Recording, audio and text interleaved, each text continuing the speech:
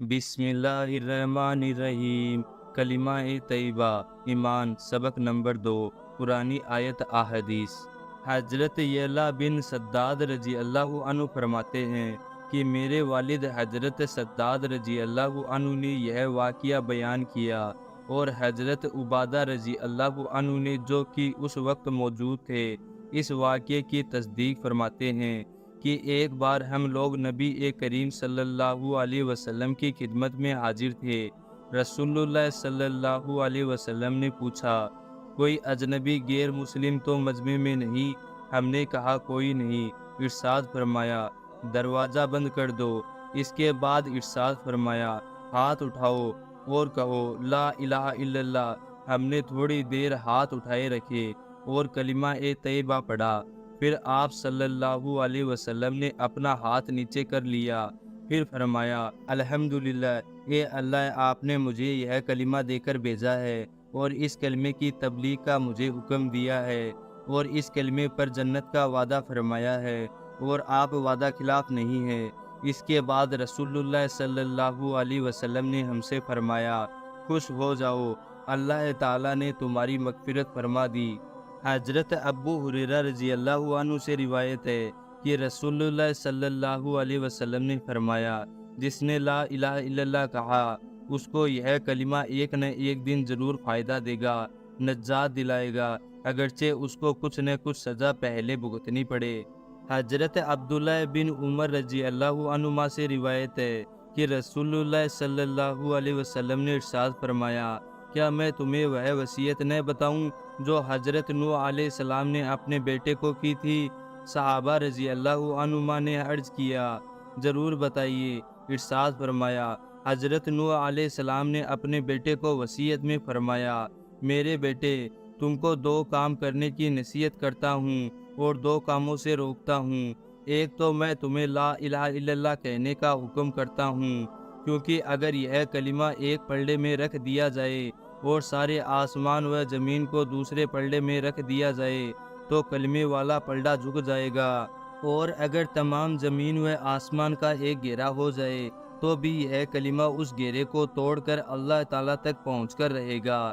دوسری چیز جس کا حکم دیتا ہوں وہ ہے سبحان اللہ العظیم و بحمدہ کا پڑھنا ہے، کیونکہ یہ ساری مخلوق کی عبادت ہے اور اسی کی برکت سے تمام مخلوق کو روزی دی جاتی ہے۔ اور میں تم کو دو باتوں سے روکتا ہوں، شرک سے اور گھمنڈ سے، کیونکہ یہ دونوں برائیاں بندے کو اللہ تعالیٰ سے دور کر دیتی ہیں۔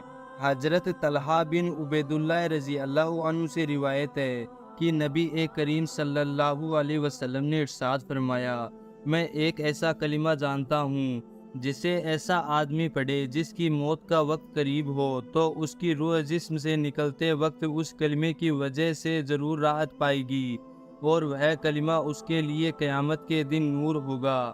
وہ کلمہ لا الہ الا اللہ ہے۔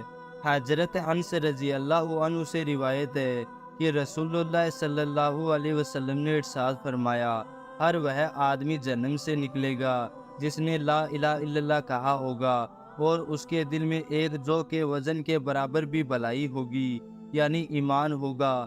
پھر ہر وہ آدمی جہنم سے نکلے گا جس نے لا الہ الا اللہ کہا ہوگا اور اس کے دل میں گندو گیہوں کے دانے کے برابر بھی بھلائی ہوگی، یعنی ایمان ہوگا۔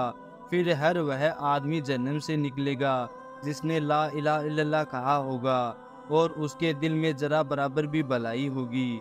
حضرت عمر رضی اللہ عنہ سے روایت ہے کہ نبی کریم صلی اللہ علیہ وسلم نے ارشاد فرمایا، خطاب کے بیٹے، جاؤ لوگوں میں یہ اعلان کر دو کہ جنت میں صرف ایمان والے ہی داخل ہوں گے۔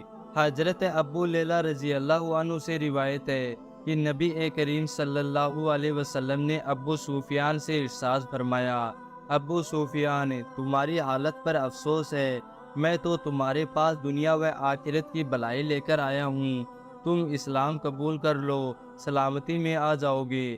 حضرت انس رضی اللہ عنہ فرماتے ہیں کہ میں نے نبی کریم صلی اللہ علیہ وسلم کو یہ ارشاد فرماتے ہوئے سنا، جب قیامت کا دن ہوگا تو مجھے شفاعت کی اجازت دی جائے گی، میں عرض کروں گا، اے میرے رب، جنت میں ہر اس آدمی کو داخل فرما دیجیے جس کے دل میں رائی کے دانے کے برابر بھی ایمان ہو۔ اللہ تعالیٰ میری اس شفاعت کو قبول کر لیں گے اور وہ لوگ جنت میں داخل ہو جائیں گے۔ پھر میں عرض کروں گا، جنت میں ہر اس آدمی کو داخل فرما دیجیے جس کے دل میں ذرا سا بھی ایمان ہو۔ حضرت ابو سعید خدری رضی اللہ عنہ سے روایت ہے کہ نبی کریم صلی اللہ علیہ وسلم نے ارشاد فرمایا، جب جنتی جنت میں اور جہنمی جہنم میں داخل ہو چکے ہوں گے تو اللہ تعالیٰ ارشاد فرمائیں گے، جس کے دل میں رائی کے دانے کے برابر بھی ایمان ہو اسے بھی جہنم سے نکال لو۔ چنانچہ ان لوگوں کو بھی نکال لیا جائے گا۔ ان کی حالت یہ ہوگی کہ جل کر کالے ہو چکے ہوں گے۔ اس کے بعد ان کو نہر حیات میں ڈالا جائے گا تو وہ اس طرح فوراً تر و تازہ ہو کر نکلیں گے جیسے دانہ سیلاب کے کوڑے میں پانی اور کھاد ملنے کی وجہ سے فوراً اگ جاتا ہے۔ کبھی تم نے سوچا ہے کہ یہ کیسے زرد بل کھایا ہوا نکلتا ہے